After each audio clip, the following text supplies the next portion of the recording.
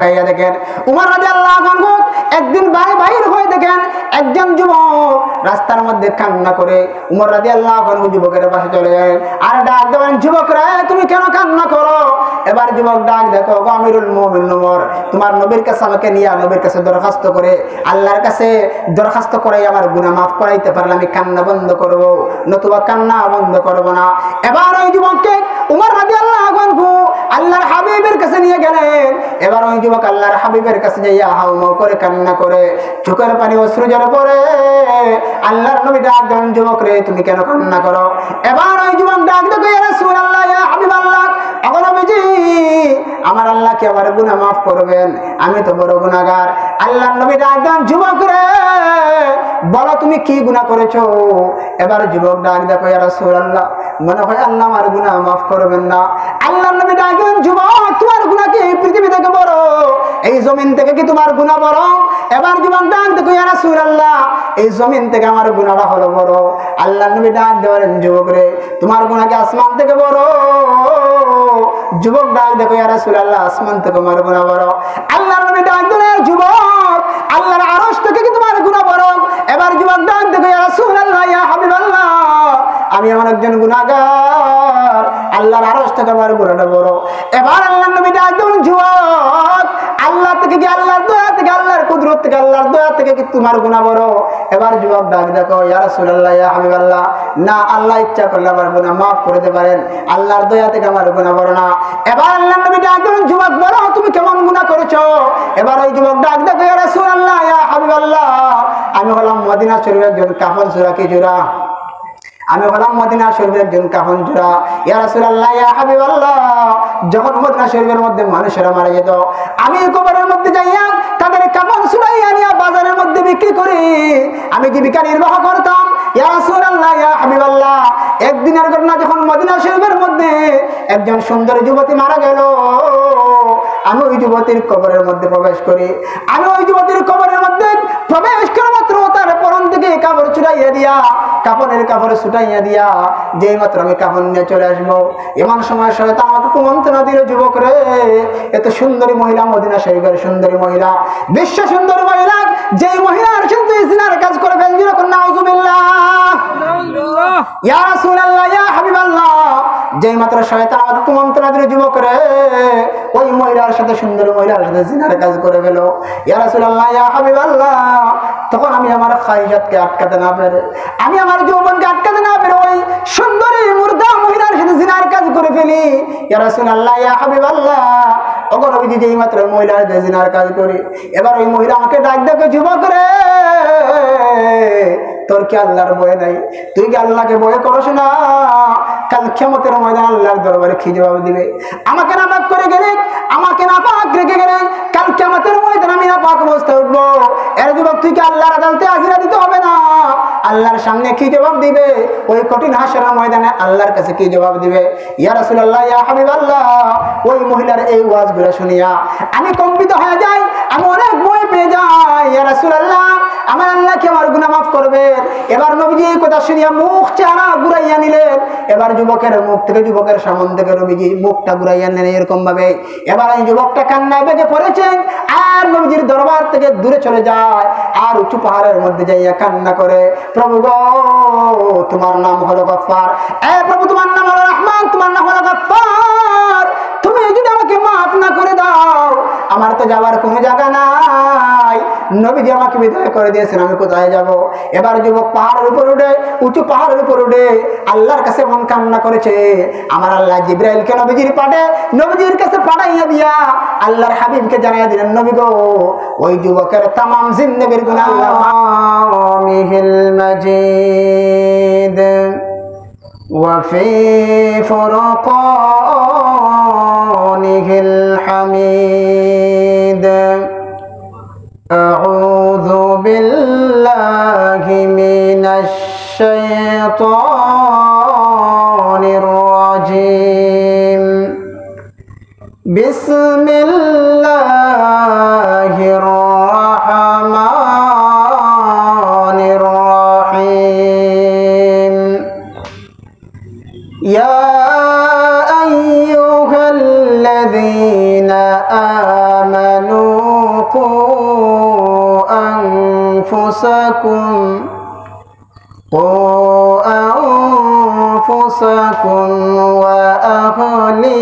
وأهليكم نارا. وقال سيدنا رسول الله صلى الله عليه وسلم يا فاطمة أنقذي نفسك من النار صدق الله العظيم. গহরপুর জামে মসজিদ কর্তৃক আয়োজিত আজকের বার্ষিক ইসলামী মহাসম্মেলনের চলমান অধিবেশনে সভাপতির আসনে আসীন আমার শ্রদ্ধাভাজন ব্যক্তিত্ব জনাব সভাপতি সাহেব, নাইবে নবী মুআজ্জাজ মুকাররম উলামায়ে কেরাম, মুরব্বিয়ানে আযম, যুবক ভাই ও পর্দার অন্তরালে অবস্থানরত আমার শ্রদ্ধেয় মা ও বোনেরা, আমি আপনাদের খেদমতে পবিত্র কালামুল্লাহ শরীফের 28 নম্বর পারার সূরা তাহরিম থেকে একখানা আয়াতে কারিমার অংশ বিশেষ তিলাওয়াত করেছি।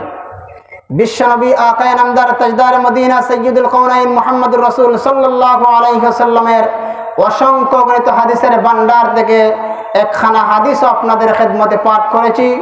তিলাওয়াতকৃত আয়াত এবং পাঠকৃত হাদিসকে সামনে রেখে কোরআন হাদিসের আলোকে জাহান্নামের ভয়াবহতা নিয়ে কিছু আলোচনা করার চেষ্টা করব, যদি আল্লাহ তৌফিক দান করেন। ওয়ামা তৌফিক ইল্লা বিল্লাহ। আসুন আমরা আলোচনা শুরু করার পূর্বে সর্বপ্রথম আল্লাহর শুকরিয়া আদায় করি, যেই আল্লাহ রাব্বুল আলামিন আমাদেরকে এমন একটা মুহূর্তে দুনিয়ার বিভিন্ন জায়েজ জামরা থেকে ফারেক করে মুক্ত করে আজকের মহতি মাহফিলে দ্বীনের নিসবতে আসার এবং বসার তৌফিক দিয়েছেন। এজন্য আমরা কালিমাতে শুকর আদায় করি আলহামদুলিল্লাহ। আলহামদুলিল্লাহ। মুআজ্জাজ হাজিরিন, আমি আপনাদের সামনে জাহান্নামের ভয়াবহতা নিয়ে কিছু আলোচনা করব। যেহেতু সময় কম, এজন্য জান্নাত নিয়ে আলোচনা করা যাবে না, জাস্ট জাহান্নামের ভয়াবহতা নিয়ে কিছু আলোচনা করব যদি আল্লাহ তৌফিক দান করেন। এই যে জাহান্নাম বলতে আমরা বুঝি আল্লাহ রাব্বুল আলামিন পরকালে তার নাফরমান বান্দাদেরকে শাস্তি দেওয়ার জন্য যেই ঠিকানা বানিয়েছেন, সেই ঠিকানার নামই হলো কি? জাহান্নাম। আর জান্নাত বলতে আমরা বুঝি আল্লাহ তার নেককার বান্দাদেরকে শান্তি দেওয়ার জন্য, আরাম দেওয়ার জন্য যেই ঠিকানা বানিয়ে রেখেছেন, সেই ঠিকানার নাম হইল জান্নাত। জান্নাত এবং জাহান্নাম বিপরীতমুখী শব্দ। জাহান্নামের মধ্যে কষ্ট দেওয়া হয় আর জান্নাতের মধ্যে সুখ দেওয়া হয়, আরাম দেওয়া হয়। এই যে জাহান্নাম, এই জাহান্নামকে আমরা কখনো দেখছি? আমরা দেখি নাই। আমরা কোরআন হাদিসের মধ্যে পড়েছি, আপনারা হুজুরদের কাছ থেকে জান্নাতের নাজ নিয়ামতের আলোচনা শুনেছেন, জাহান্নামের ভয়াবহ সংক্রান্ত আলোচনা শুনেছেন, আমরা কোনো দেখি নাই। এই যে জাহান্নামের মধ্যে কেমন শাস্তি হবে তাও কিঞ্চিত পরিমাণ হলো আপনাদের সামনে আলোচনা করব। এই জন্য মুআজ্জাজ হাজিরিন, এই যে জাহান্নাম, আল্লাহ রাব্বুল আলামিন 30 পারা কোরআনের মধ্যে বিভিন্ন জায়গায় ছড়িয়ে ছিটিয়ে জাহান্নামের ভয়াবহতা সংক্রান্ত আলোচনা করেছেন। আল্লাহ তো ইচ্ছা করলে জাহান্নামের আলোচনাগুলা ধারাবাহিকভাবে করতে পারতেন, কিন্তু আল্লাহ কেন করলেন না? কারণ জাহান্নামের আলোচনা এমন গভীর এবং কষ্টের আলোচনা, যদি ধারাবাহিকভাবে করা হয় তাহলে মানুষেরা জাহান্নামের আয়াত শুনিয়া সহ্য করতে পারবে না। যেমন আল্লাহর রাসূল সাল্লাল্লাহু আলাইহি ওয়াসাল্লাম একদিন জাহান্নামের আয়াত তিলাওয়াত করতে লাগলেন। এমন সময় উমরে ফারুক রাদিয়াল্লাহু আনহু অজ্ঞান হয়ে পড়লেন। যখন উমর অজ্ঞান হয়ে পড়লেন, এবার উমর রাদিয়াল্লাহু আনহুকে ডাক্তার দেখানো হলো, কিন্তু উমরের জ্ঞান ফিরে না। এবার সাহাবায়ে কেরাম নবীজিকে বললেন, ইয়া রাসূলুল্লাহ, ইয়া হাবিবাল্লাহ, উমরের জ্ঞান ফিরে না, ডাক্তার দেখানো হলো, উমরের কি হয়েছে? উমর তো এখন জ্ঞান ফিরে না উমরের।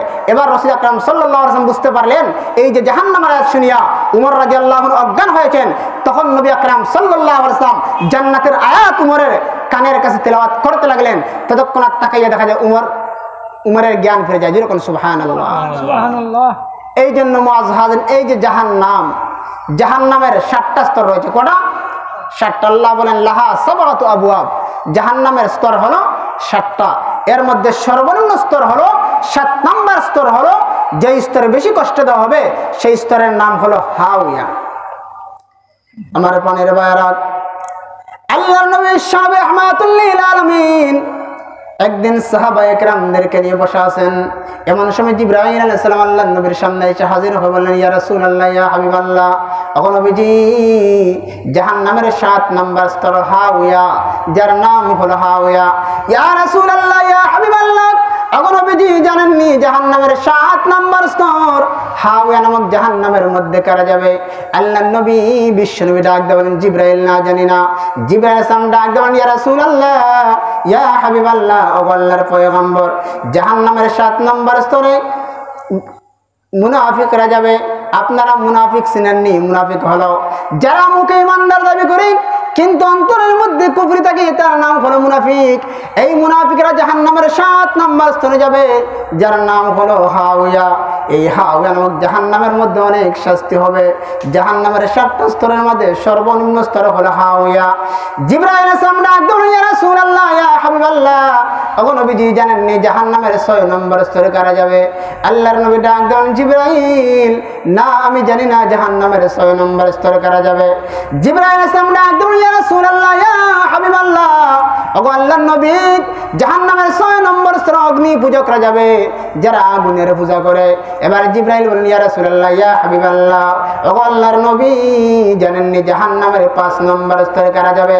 আল্লাহর নবী ডাক দিলেন, জিবরাইল, না, আমি জানি না জাহান্নামের 5 নম্বর স্তরে কারা যাবে।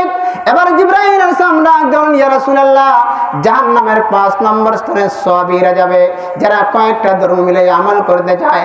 আমাদের সমাজে এমন মানুষ আছেনি, হিন্দুদের পূজা যায় আসেনি, হিন্দুদের পূজা যায়, আবার জলসার মধ্যে আছে, ওয়াজের মধ্যে আসে, এমন মানুষ আছে।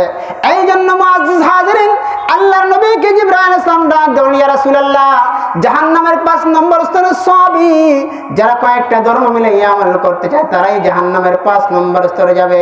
এবারে জিবরাইল বললেন, ইয়া রাসূলুল্লাহ, ওগো নবীজি, জানেননি জাহান্নামের 4 নম্বর স্তরে কারা যাবে? আল্লাহর নবী ডাক দিলেন, জিবরাইল, না, আমি জানি না জাহান্নামের 4 নম্বর স্তরে কারা যাবে। জিবরাইল বললেন, ইয়া রাসূলুল্লাহ, ইয়া হাবিবাল্লাহ, জাহান্নামের 4 নম্বর স্তর মুরতাদরা যাবে, যে ধর্ম ত্যাগ করে অন্য ধর্মের মধ্যে চলেছে তাকে মুরতাদ বলে। এবার জিবরাইল আলাইহিস সালাম ডাক দিলেন, ইয়া রাসূলুল্লাহ, ইয়া হাবিবাল্লাহ, ওগো আল্লাহর নবী, জানেননি জাহান্নামের 3 নম্বর স্তরে কারা যাবে? আল্লাহর নবী ডাক দিলেন, জিবরাইল, না, আমি জানি না। জিবরাইল বলেন, ইয়া রাসূলুল্লাহ, ইয়া হাবিবাল্লাহ, জাহান্নামের 3 নম্বর স্তরে খ্রিস্টানরা যাবে। এবার জিবরাইল বলেন, ইয়া রাসূলুল্লাহ, জানেননি জাহান্নামের 2 নম্বর স্তরে কারা যাবে? আল্লাহর নবী বলেন, জিবরাইল, না, আমি জানি না। জিবরাইল আলাইহিস সালাম ডাক দিলেন, ইয়া রাসূলুল্লাহ, জাহান্নামের 2 নম্বর স্তরে ইহুদি সম্প্রদায় যাবে। এবার জিবরাইল বলেন, ইয়া রাসূলুল্লাহ, জানেননি গো নবীজি জাহান্নামের 1 নম্বর স্তরে কারা যাবে? আল্লাহর নবী ডাক দিলেন, জিবরাইল, না, আমি জানি না। জিবরাইল সালাম বলেন, ইয়া রাসূলুল্লাহ, জাহান্নামের 1ম স্তরে কারা যাবে আমি আপনার কাছে বলতে পারছি না, আমার খুব লজ্জা হয়, আমার খুব ভয় হয়, ইয়া রাসূলুল্লাহ, আমি বলতে পারবো না। আল্লাহর নবী ডাক দিলেন, জিবরাইল, বলো জাহান্নামের 1ম নম্বর স্তরে কারা যাবে? এবার জিবরাইল সালাম ডাক দেখো, ইয়া রাসূলুল্লাহ, ইয়া হাবিবাল্লাহ, ওগো নবীজি, আপনার সামনে জাহান্নামের 1ম স্তরে কারা যাবে আমি আপনার সামনে বলতে পারবো না, আমার লজ্জা হয়, আমার ভয় হয়। আল্লাহর নবী বিশ্বনবী ডাক দিলেন, জিবরাইল, বলো জাহান্নামের 1ম স্তরে কারা যাবে?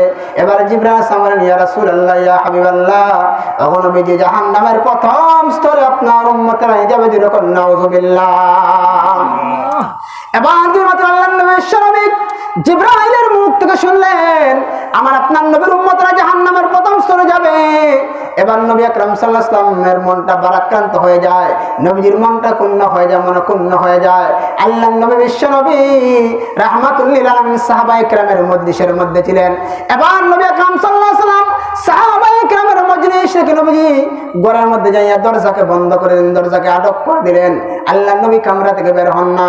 এবারে সাহাবায়ে কেরাম চিন্তার মধ্যে পড়ে গেলেন, হায় রে, হয়তো মনে হয় আমরা নবীজিকে কষ্ট দিয়েছি। আল্লাহর নবী বিশ্বনবী রাহমাতুল লিল আলামিন কষ্ট পেয়েছেন। নবীজি ঘরের মধ্যে যাইয়া দরজাকে বন্ধ করেছেন, নবীজিকে খুশি করতে হবে। এবারে সাহাবায়ে কেরামদের মধ্যে থেকে আল্লাহর নবীর 1ম খলিফা, যার নাম হলো আবু বকর সিদ্দিক রাদিয়াল্লাহু আনহু, আল্লাহর হাবিব বিশ্বনবী রাহমাতুল লিল আলামিনের কামরা যাইয়া কোষাঘাত করলেন, আঘাত করলেন, আর সালাম দিলেন, আসসালামু আলাইকা ইয়া রাসূলুল্লাহ, ওগো আল্লাহর হাবিব, আমি আপনার 1ম খলিফা, আমার নাম হলো আবু বকর। ইয়া রাসূলুল্লাহ, ইয়া হাবিবাল্লাহ, আজ কয়েকটা দিন হয়ে গেল আপনার নুরানি চেহারা দেখি না। আল্লাহর নবী বিশ্বনবী রাহমাতুল লিল আলামিন, আমি এমন একটা আবু বকর, যে আবু বকর সিদ্দিক রাদিয়াল্লাহু আনহু পুরুষদের মধ্যে সর্বপ্রথম আপনার হাতে হাত রেখে কালিমা পড়ে মুসলমান হয়ে যায়। ইয়া রাসূলুল্লাহ, ইয়া হাবিবাল্লাহ, ও আল্লাহর হাবিব, আমি আবু বকর আপনার হিজরতের সফর সঙ্গী ছিলাম। ইয়া রাসূলুল্লাহ, ইয়া হাবিবাল্লাহ, আপনি 6টা মাস আগে আমি আবু বকরকে বলেছিলেন, আরে আবু বকর, যখন আমি হিজরত করব তখন তুমি আবু বকর আমার হিজরতের সফর সঙ্গী হইবা।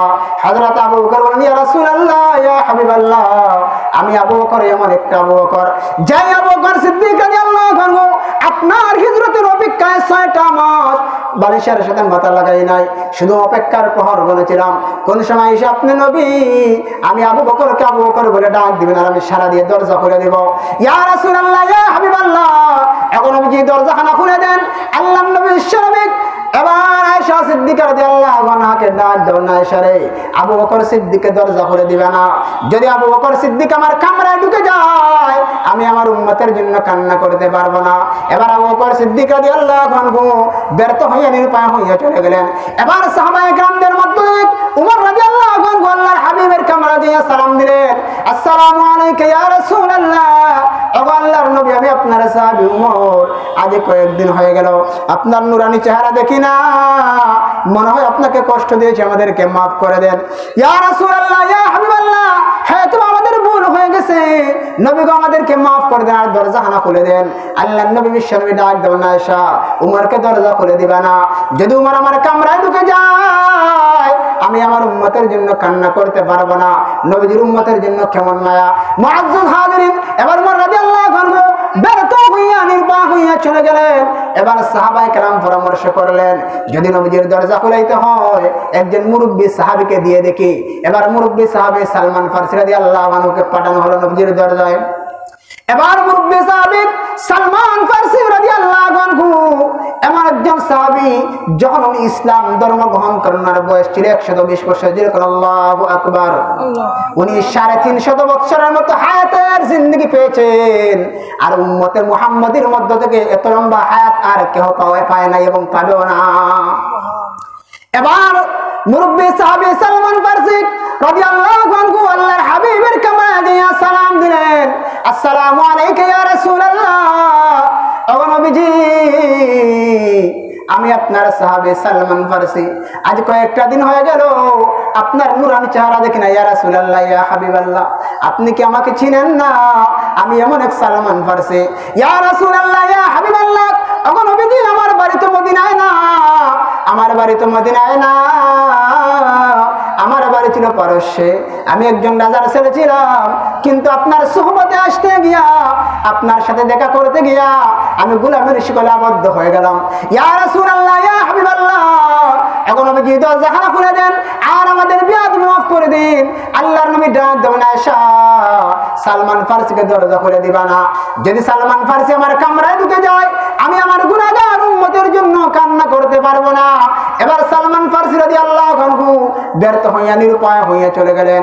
এবার সাহাবায়ে কেরাম পরামর্শ করলেন, যদি নবীজির দরজা খুলাইতে হয় নবীজির মেয়ে ফাতেমা ছাড়া কেউ নবীজির দরজা খুলতে পারবে না।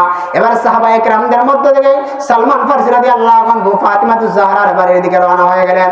ফাতিমার বাড়ির মধ্যে যাইয়া কষাঘাত করলেন, আঘাত করলেন, করা আবাবাহা, ফাতিমার দরজাকে আঘাত করলেন আর সালাম দিলেন। এবার ফাতিমা ডাক দেখো, মান আনতা, তুমি কে? এবার সালমান ফারসি বললেন, না সালমানুল ফারসি, আমি বললাম সালমান ফারসি। ফাতিমা ডাক দিয়ে বলেন, সালমান ফারসি কি হয়েছে, কেন এসেছো? এবার সালমান ফারসি রাদিয়াল্লাহু আনহু ডাক দিয়ে বলেন, ফাতিমা, তোমার আব্বা জান আজ কয়েকদিন হয়ে গেল দরজা বন্ধ করে দিয়ে ঘরের মধ্যে, নবীজি তো ঘর থেকে বের হন না, আল্লাহর নবীর নূরানি চেহারা দেখি না, মনে হয় নবীজিকে আমরা কষ্ট দিয়ে ফেলেছি। এবার সালমান ফারসি ডাক দেন, ফাতিমা যাও আল্লাহর হাবিবের কামরা যাইয়া নবীজির দরজাখানা খোলাও, তুমি ফাতিমা ছাড়া কেউ নবীজির দরজা খুলতে পারবে না। এবারে ফাতিমাতুজ জাহরা রাদিয়াল্লাহু আনহা সন্ধ্যা হতে না হতে আল্লাহর হাবিবের বাড়ির দিকে রওনা হয়ে গেলেন। আল্লাহর হাবিবের কামরা যাইয়া সালাম দিলেন, আসসালামু আলাইকা ইয়া আবি, ও আমার আব্বাজান, আমি আপনার আদরের মেয়ে ফাতিমা। এখন নবীজি ও আব্বাজান দরজাখানা খুলেন। আল্লাহর নবী রাহমাতুল লিল আলামিন ডাক দেন, আয়েশা, আমি আবু বকরকে ফেরত দিতে পেরেছি, ওমরকে ফেরত দিতে পেরেছি, সালমান ফারসিকে ফেরত দিতে পেরেছি, কিন্তু আমার আদরের দুলালি ফাতিমাতুজ জোহরাকে ফেরত দিতে পারি না। যেরকম সুবহানাল্লাহ। এবার যে মাত্র দরজা খোলা হলো, ফাতিমাতুজ জোহরা রাদিয়াল্লাহু আনহা তাকাইয়া দেখেন আল্লাহর হাবিব বিশ্বনবীর চক্ষু বেয়ে অশ্রু জলে পানি পড়ে। এবার ফাতিমাতুজ জোহরা রাদিয়াল্লাহু আনহা ডাক দেন, আব্বাজান আপনি কেন কান্না করেন গো? আল্লাহর নবী ডাক দেন, ফাতিমা না, তোমার কাছে বলে আমার কোনো লাভ হবে না। এবার ফাতিমা বলেন, আব্বাজান বলেন আমার কাছে দেখি কিছু করা যায় কিনা। আল্লাহর নবী ডাক দেন, ফাতিমা রে, জিবরাইল আসলাম এসে বলে গেছে আমার উম্মত নাকি জাহান্নামের মধ্যে যাবে। এবার ফাতিমাতুজ জোহরা বলেন, আব্বাজান আপনার উম্মত নাকি চিরস্থায়ী চিরসর্বদা জাহান্নামের মধ্যে জ্বলবে। আল্লাহর নবী ডাক দেন, ফাতিমা আমার উম্মতরা চিরস্থায়ী জাহান্নামে যাবে না, তাদের গুনার শাস্তি বহন করার পর একদিন কিন্তু তাদের ঈমানের বদৌলতে জান্নাতের মধ্যে আসবে। এবার ফাতিমাতুজ জোহরা বলেন, আব্বাজান তাহলে আপনার তো কোনো কান্নার কোনো প্রয়োজন নাই। আল্লাহর নবী বিশ্বনবী ডাক দেন, ফাতিমা তুমি তো জানো না আমার একটা মুহূর্ত, আমার একটা উম্মত একটা মুহূর্ত সামান্য সময় জাহান্নামের আগুনে জ্বলবে, আমি বিশ্বনবী তা কখনো বরদাস্ত করতে পারি না। যেরকম সুবহানাল্লাহ। তাহলে আপনারা বলেন নবীজির উম্মতের জন্য মায়া কম কিনা বেশি? যেই নবী বিশ্বনবী রাহমাতুল লিল আলামিন সারাটা জিন্দেগি আল্লাহুম্মা উম্মতি উম্মতি বলে কেঁদে গেছেন, কবরের মধ্যে শহীদ অবস্থায় আল্লাহুম্মা উম্মতি উম্মতি বলে কাঁদতেছেন, ওই কঠিন হাসরের ময়দানে যেই দিন কেউ কাউকে পরিচয় দিবে না, ওই দিন আল্লাহর হাবিব বিশ্বনবী আল্লাহুম্মা উম্মতি উম্মতি বলে কাঁদবেন। সুবহানাল্লাহ। মুআজ্জিজ হাজিরিন, আমরা জাহান্নামকে বই করি না, দুনিয়ার জমিনে হেলায় খেলায় সময়টা আমরা কাটিয়ে দিচ্ছি। আমরা এমন একটা সময় আমরা মজলিসের মধ্যে বসে রইলাম, আসর থেকে নিয়ে মাগরিব পর্যন্ত আমার একটা সময় আছে যেই সময়টা আল্লাহর কাছে খুব দামি। এই সময় যদি কুরবান আল্লাহর কাছে কিছু চাইতে পারে, আল্লাহ তার দোয়া কবুল করে নেয়। এটা এখন অত্যন্ত গুরুত্বপূর্ণ সময়। মুআজ্জিজ হাজিরিন, আমরা হেলায় খেলায় আমাদের সময়টা পার করে দিচ্ছি। জাহান্নামের আগুনের কথা মনে হয় না। সাহাবায়ে কেরামের দিকে তাকায়, সাহাবায়ে কেরামের যুগের দিকে তাকাইয়া দেখেন উমর রাদিয়াল্লাহু আনহু একদিন বাইরে হয়ে দেখেন একজন যুবক রাস্তার মধ্যে কান্না করে। উমর রাদিয়াল্লাহু আনহু যুবকের পাশে চলে গেলেন আর ডাক দেন, যুবক রে তুমি কেন কান্না করো? এবার যুবক ডাক দেখো, আমিরুল মুমিনিন উমর, তোমার নবীর কাছে আমাকে নিয়ে নবীর কাছে দরখাস্ত করে আল্লাহর কাছে দরখাস্ত করাই আমার গুনাহ মাফ করাইতে পারলে আমি কান্না বন্ধ করব, নতুবা কান্না বন্ধ করব না। এবার ওই যুবককে উমর রাদিয়াল্লাহু আনহু আল্লাহর হাবিবের কাছে নিয়ে গেলেন। এবার ওই যুবক আল্লাহর হাবিবের কাছে যাইয়া হাউমাউ করে কান্না করে, চোখের পানি অশ্রু জলে পড়ে। আল্লাহর নবী ডাক দেন, যুবক রে তুমি কেন কান্না করো? এবার ওই যুবক ডাক দেখো, ইয়া রাসূলুল্লাহ, ইয়া হাবিবাল্লাহ, আগো নবীজি আমার আল্লাহ কি আমার গুনাহ মাফ করবেন? আমি তো বড় গুনাহগার। আল্লাহর নবী ডাক দেন, যুবক রে বলো তুমি কি গুনাহ করেছো? এবার যুবক ডাক দেখো, ইয়া রাসূলুল্লাহ মনে হয় আল্লাহ আমার গুনাহ মাফ করবেন না। আল্লাহর নবী ডাক দেন, যুবক তোমার গুনাহ কি এই পৃথিবী থেকে বড়? এই জমিন থেকে কি তোমার গুনাহ বড়? এবার যুবক ডাক দেখো, ইয়া রাসূলুল্লাহ এই জমিন থেকে আমার গুনাহটা হলো বড়। আল্লাহর নবী ডাক দেন, যুবক রে তোমার গুনাহ কি আসমান থেকে বড়? যুবক ডাক দেখো, ইয়া রাসূলুল্লাহ আসমান থেকে আমার গুনাহ বড়। আল্লাহর নবী ডাক দেন, যুবক আল্লাহর আরশ থেকে কি তোমার গুনাহ বড়? এবার যুবক ডাক দেখো, ইয়া রাসূলুল্লাহ, ইয়া হাবিবাল্লাহ আমি এমন একজন গুনাহগার, আল্লাহর আরশ থেকে আমার গুনাহটা বড়। এবার আল্লাহর নবী ডাক দেন, যুবক আল্লাহ থেকে কি আল্লাহর দয়া থেকে আল্লাহর কুদরত থেকে আল্লাহর দয়া থেকে কি তোমার গুনাহ বড়? এবার যুবক ডাক দেখো, ইয়া রাসূলুল্লাহ, ইয়া হাবিবাল্লাহ না, আল্লাহ ইচ্ছা করলে আমার গুনাহ মাফ করে দিতে পারেন, আল্লাহর দয়া থেকে আমার গুনাহ বড় না। এবার আল্লাহর নবী ডাক দেন, যুবক বলো তুমি কেমন গুনাহ করেছো? এবার ওই যুবক ডাক দেখো, ইয়া রাসূলুল্লাহ, ইয়া হাবিবাল্লাহ আমি হলাম মদিনা শরীফের একজন কাফন চোরা কি জোড়া, আমি হলাম মদিনা শরীফের একজন কাফন চোরা। ইয়া রাসূলুল্লাহ, ইয়া হাবিবাল্লাহ যখন মদিনা শরীফের মধ্যে মানুষেরা মারা যেত, আমি কবরের মধ্যে যাইয়া তাদের কাফন চুরাইয়া নিয়ে বাজারের মধ্যে বিক্রি করি, আমি জীবিকা নির্বাহ করতাম। ইয়া রাসূলুল্লাহ, ইয়া হাবিবাল্লাহ একদিনের ঘটনা, যখন মদিনা শরীফের মধ্যে একজন সুন্দর যুবতী মারা গেল, আমি ওই যুবতীর কবরের মধ্যে প্রবেশ করি। আমি ওই যুবতীর কবরের মধ্যে প্রবেশ করা মাত্র তার পরন থেকে কাপড় চুরাইয়া দিয়া, কাপড়ের কাপড় ছুটাইয়া দিয়া যেই মাত্র আমি কাপড় নিয়ে চলে আসবো, এমন সময় শয়তান আমাকে কুমন্ত্রণা দিল, যুবক রে এত সুন্দরী মহিলা, মদিনা শরীফের সুন্দরী মহিলা, বিশ্ব সুন্দরী মহিলা, যেই মহিলার সাথে জিনার কাজ করে ফেলছিল, নাউযুবিল্লাহ। ইয়া রাসূলুল্লাহ, ইয়া হাবিবাল্লাহ যেই মাত্র শয়তান আমাকে কুমন্ত্রণা দিল, যুবক রে ওই মহিলার সাথে, সুন্দর মহিলার সাথে জিনার কাজ করে গেল। ইয়া রাসূলুল্লাহ, ইয়া হাবিবাল্লাহ, তখন আমি আমার খায়িজাতকে আটকাতে না পেরে, আমি আমার যৌবনকে আটকাতে না পেরে ওই সুন্দরী মুর্দা মহিলার সাথে জিনার কাজ করে ফেলি। ইয়া রাসূলুল্লাহ, ইয়া হাবিবাল্লাহ, ওগো নবীজি, যেই মাত্র মহিলার সাথে জিনার কাজ করি, এবার ওই মহিলা আমাকে ডাক দেখে, যুবক রে তোর কি আল্লাহর ভয় নাই? তুই কি আল্লাহকে ভয় করছ না? কাল কিয়ামতের ময়দানে আল্লাহর দরবারে কি জবাব দিবে? আমাকে নাপাক করে গেলে, আমাকে নাপাক রেখে গেলে, কাল কিয়ামতের ময়দানে আমি নাপাক অবস্থায় উঠবো। এর যুবক, তুই কি আল্লাহর আদালতে হাজিরা দিতে হবে না? আল্লাহর সামনে কি জবাব দিবে? ওই কঠিন হাসরের ময়দানে আল্লাহর কাছে কি জবাব দিবে? ইয়া রাসূলুল্লাহ, ইয়া হাবিবাল্লাহ, ওই মহিলার এই ওয়াজগুলো শুনিয়া আমি কম্পিত হয়ে যাই, আমি অনেক ভয় পেয়ে যাই। ইয়া রাসূলুল্লাহ, আমার আল্লাহ কি আমার গুনাহ মাফ করবে? এবার নবীজি এই কথা শুনিয়া মুখ চেহারা ঘুরাইয়া নিলেন। এবার যুবকের মুখ থেকে, যুবকের সামন থেকে নবীজি মুখটা ঘুরাইয়া নেন এরকম ভাবে। এবার এই যুবকটা কান্নায় বেগে পড়েছেন, আর নবীজির দরবার থেকে দূরে চলে যায়, আর উঁচু পাহাড়ের মধ্যে যাইয়া কান্না করে, প্রভু গো, তোমার নাম হলো গফফার, এ প্রভু তোমার নাম হলো রহমান, তোমার নাম হলো গফফার, তুমি যদি আমাকে মাফ না করে দাও, আমার তো যাওয়ার কোনো জায়গা নাই। নবীজি আমাকে বিদায় করে দিয়েছেন, আমি কোথায় যাব? এবার যুবক পাহাড়ের উপর উঠে, উঁচু পাহাড়ের উপর উঠে আল্লাহর কাছে মন কান্না করেছে। আমার আল্লাহ জিবরাইলকে নবীজির নবীজির কাছে পাঠাইয়া দিয়া আল্লাহর হাবিবকে জানাইয়া দিলেন, নবী গো, ওই যুবকের তামাম জিন্দেগির গুনাহ আল্লাহ মাফ করে দিয়েছেন। যেরকম সুবহানাল্লাহ। এই জন্য জাহান্নামের ভয়ে কান্না করবেন না, আল্লাহর কাছে কান্না করবেন। গুনাহ করেছেন, এই গুনার পর শর্মিন্দা হইয়া, লজ্জিত হইয়া তওবা করেন এবং এই ওয়াদা করেন আর কখনো গুনাহ করব না। দুনিয়ার জন্য হেলায় খেলায় সময়টা কাটিয়ে দিচ্ছি, আমাদের সময় চলে যাচ্ছে। কোন দিন আমাদের আজরাইল এসে আমাদের জন্য এসে আমাদের রূহ খানা নিয়ে যাবেন, আমরা সময়টাকে হেলায় খেলায় পার করে দিচ্ছি, সময়ের মূল্যায়ন করি না। হাসরের ময়দানে এমন একটা সময় হবে যেই দিন আফসোস করো না, হায় রে হায়, যদি হায়াত পেতাম তাহলে সময়কে কাজে লাগাইতাম। আল্লাহর নবীর একজন সাহাবী যার নাম হলো আনাস ইবনে মালিক রাদিয়াল্লাহু আনহু, নবীজির 10 বছরের খাদিম ছিলেন। কয় বছরের? 10 বছরের খাদিম ছিলেন। একদিন আনাস ইবনে মালিক আল্লাহর হাবিবকে ডাক দেন, ইয়া রাসূলুল্লাহ, ইয়া হাবিবাল্লাহ, আপনারা আমার কথা বুঝতেছেন নি?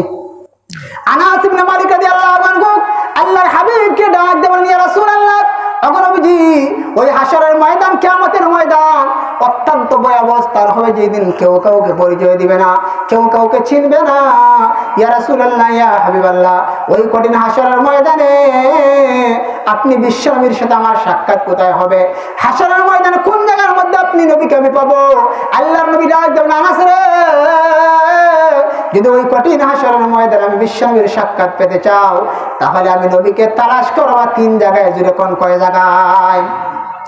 আল্লাহ নবী ডাক দেন, আনাস, কাল কিয়ামতের ময়দান অত্যন্ত ভয়ানক স্থান হবে। কাল কিয়ামতের ময়দানে সর্বপ্রথম তুমি আমি নবীকে তালাশ করবা ফুলসিরাতের ব্রিজের কিনারায়। আল্লাহর নবী ডাক দেন, আনাস, কাল কিয়ামতের ময়দানে আমি বিশ্বনবী সর্বপ্রথম চলে যাব ফুলসিরাতের ব্রিজের কিনারায়। যেই ফুলসিরাতের ব্রিজ এমন একটা ব্রিজ, যেই ব্রিজটা হলো চুলের চেয়ে চিকন হবে, তলোয়ারের চেয়ে ধারালো হবে। যেই ফুলসিরাতের ব্রিজ পার হতে সময় লাগবে 30,000 বছর। এই ফুলসিরাতের ব্রিজের মধ্যে আমি চলে যাব। আল্লাহর নবী ডাক দেন, আনাস, কাল কিয়ামতের ময়দানে আমি বিশ্বনবী সর্বপ্রথম চলে যাব ফুলসিরাতের ব্রিজের কিনারে। আমার উম্মতেরা ফুলসিরাতের ব্রিজটা পার হবে, আমি বিশ্বনবী আল্লাহর কাছে কান্না করব, আল্লাহ, আমার একটা উম্মত যাতে ফুলসিরাতের ব্রিজ থেকে নিচে না পড়ে যায়। প্রভু গো, আমার একটা উম্মত যদি নিচে পড়ে যায়, আমার উম্মত তো জাহান্নামী হয়ে যাবে। আল্লাহর নবী ডাক দেন, আনাস রে, আমি বিশ্বনবী রাহমাতুল লিল আলামিন কাল কিয়ামতের ময়দানে সর্বপ্রথম ফুলসিরাতের ব্রিজের কিনারে যাইয়া আমার গুনাহগার উম্মতের জন্য কান্না করব। আমার ভাই বন্ধুরা আমার, এই জন্য আল্লাহর নবী বলেন, ওরে দুনিয়ার উম্মতেরা, তোমরা রুষ্ট-পুষ্ট বড় দেখে জন্তু কুরবানি করো। কাল কিয়ামতের ময়দানে তোমার জন্তুরা তোমার বাহন হইয়া তোমাকে ফুলসিরাতের ব্রিজটা পার করে দিবে। সুবহানাল্লাহ। আপনার বাহনটা আপনাকে ফুলসিরাতের ব্রিজ পার করে দিবে। আল্লাহর নবী ডাক দেন, আমার কোন উম্মত যদি সময় মতো নামাজ আদায় করতে পারে, আল্লাহ রাব্বুল আলামিন আমার ওই উম্মতটাকে ফুলসিরাতের ব্রিজটা বিজলির আকারে পার করে দিবেন। যেরকম সুবহানাল্লাহ। সুবহানাল্লাহ। আল্লাহর নবীর সামনে ডাক দেন, আনাস, তুমি 2 নম্বর আমি নবীকে তালাশ করবা মিজানের পাল্লায়, যে জায়গায় আল্লাহ বান্দার আমল ওজন করবেন। আল্লাহ বলেন ওয়ানাদউল মাওয়াজিনাল কিসতা লিয়াউমিল কিয়ামা ওয়া আন্না আমালা বানি আদম ওয়া কাওলুহুম তুজান। আমার আল্লাহ বলেন আমি আল্লাহ কাল কিয়ামতের ময়দানে বিচারের মানদণ্ডে পাল্লা বানাইবো। মানুষের আমল ওজন করব, একটা থাকবে সবের পাল্লা, আর একটা থাকবে বদির পাল্লা, গুনার পাল্লা। আল্লাহ রাব্বুল আলামিন কিয়ামতের ময়দানে দুইটা ডালা একটা পাল্লা বানাইবেন। ওই পাল্লার মধ্যে আল্লাহ রাব্বুল আলামিন বান্দাদের আমল এবং গুনাহকে ওজন করবেন। আল্লাহর নবী ডাক দেবেন, আনাস কাল কিয়ামতের ময়দানে তুমি 2 নম্বরে আমি নবীকে তালাশ করবা, যেই জায়গায় আল্লাহ রাব্বুল আলামিন মানুষের আমল ওজন করবেন। এরে আনাস, আমি বিশ্বনবী রাহমাতুল্লাহ আলাইহি কাল কিয়ামতের ময়দানে যেই মাত্র মিজানের পাল্লা চলে যাইব, আমি তাকাইয়া দেখব আল্লাহ রাব্বুল আলামিন ফেরেশতার মাধ্যমে আমার উম্মতদের, আমার গুনাহগার উম্মতের সওয়াব এবং গুনাহ ওজন করেছেন। এমন সময় বিশ্বনবী তাকাইয়া দেখব আমার উম্মতের সবের পাল্লাটা পাতলা হয়ে গেছে, গুনার পাল্লাটা ভারী হয়ে গেছে। তখন তোমার উম্মত জাহান্নামী হয়ে যাবে। তখন আমি আল্লাহর কাছে দরখাস্ত করব, আল্লাহর কাছে কান্না করব, আল্লাহ আবার ওজন করা হোক, আবার ওজন করা হোক। এবার আল্লাহ রাব্বুল আলামিন ফেরেশতার মাধ্যমে আবার যেমত ওজন করাইবেন। আল্লাহর নবী ডাক দেওয়ান আছে রে, তখন আমি আমার গুনাহগার উম্মতের সবের পাল্লার মধ্যে আমার হাত দিয়ে দিব। তখন তাকাইয়া দেখা যাবে আমার উম্মতের সবের পাল্লাটা ভারী হয়ে গেছে। যেরকম সুবহানাল্লাহ। আল্লাহর নবী শরীরে ডাক দেওয়ান, আনাস কাল কিয়ামতের ময়দানে 3 নম্বর জায়গা হলো যেই জায়গায় আল্লাহ রাব্বুল আলামিন বান্দার হাতে আমলনামা দিয়ে দিবেন। ওই জায়গায় বিশ্বনবী চলে যাব। আমি আল্লাহর কাছে দরখাস্ত করব, আল্লাহ আমার একটা উম্মত যাতে জাহান্নামে না হয়, আমার উম্মতদেরকে জান্নাত দিয়ে দাও। আল্লাহর নবী ডাক দেন, আসরে কাল কিয়ামতের ময়দানে যেই জায়গায় আল্লাহ বান্দার হাতে আমলনামা দিবেন, কাল কিয়ামতের ময়দান মানে একটা ভয়ানক স্থান। কাল কিয়ামতের ময়দানে আল্লাহ রাব্বুল আলামিন কিছু বান্দার বাম হাতে আমলনামা দিয়ে বলেন, যা বান্দা ইনতালিক ইলান নার, জাহান্নামের মধ্যে চলে যা। আর কিছু বান্দার ডান হাতের মধ্যে আমলনামা দিয়ে বলবেন, যা বান্দা জান্নাতে চলে যা। কাল কিয়ামতের ময়দানে আমার আল্লাহ বিচার করার পর যখন আল্লাহ বিচার করবেন, তখন আমার আল্লাহ বলবেন, ওয়ামতাজুল ইয়াওমা আইয়ুহাল মুজরিমুন, এরে পাপিষ্ঠরা, এরে পাপাচারীরা, আমার নেককার বান্দা থেকে আলাদা হয়ে যাও, আমার নেককার বান্দা থেকে আলাদা হয়ে যাও।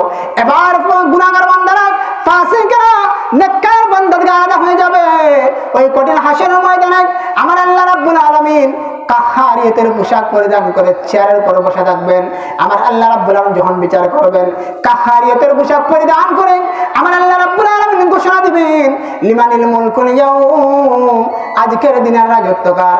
এই দুনিয়ার জমিনে পরাক্রমশালী বাদশারা, এই দুনিয়ার জমিনের জালেমেরা, আজকের দিনের রাজত্ব কার? আজকের দিনের রাজত্ব কার? ওই সময় সাদ্দাত উপস্থিত থাকবে, নমরুদ উপস্থিত থাকবে, ফেরাউন উপস্থিত থাকবে। আমার আল্লাহ ঘোষণা করবেন, লিমানিল মুলকুল ইয়াউম, আল্লাহ কাহারিয়তের পোশাক পরিধান করবেন, আল্লাহ রাগান্বিত থাকবেন। কোন নবীরা পর্যন্ত আল্লাহর সামনে যাইয়া কথা বলতে পারবে না। ওই কঠিন হাসরের ময়দানে একজন নবী শুধুমাত্র আল্লাহর সাথে কথা বলতে পারবেন, যেই নবী হলেন আমাদের নবী মুহাম্মদুর রাসূলুল্লাহ সাল্লাল্লাহু আলাইহি ওয়াসাল্লাম। সবাই কোন সাল্লাল্লাহু আলাইহি ওয়াসাল্লাম। আমাদের নবী মুহাম্মদ রাসূলুল্লাহ সাল্লাল্লাহু আলাইহি ওয়াসাল্লাম ওই কঠিন হাসরের ময়দানে শুধুমাত্র আল্লাহর সাথে কথা বলতে পারবেন। ওই কঠিন হাসরের ময়দানে আমার আল্লাহ যখন ঘোষণা করবেন, লিমানিল মুলকুল ইয়াউম, আজকের দিনের রাজত্ব কার? এবার কেউ কিছু বলবে না, এবার ফেরাউন কিছু বলবে না। ওই কঠিন হাসরের ময়দানে আপনারাও থাকবেন। এই জন্য দুনিয়ার জমিনে জুলুম করবেন না, গরিবদের উপর জুলুম করবেন না, দুর্বলদের উপর জুলুম করবেন না।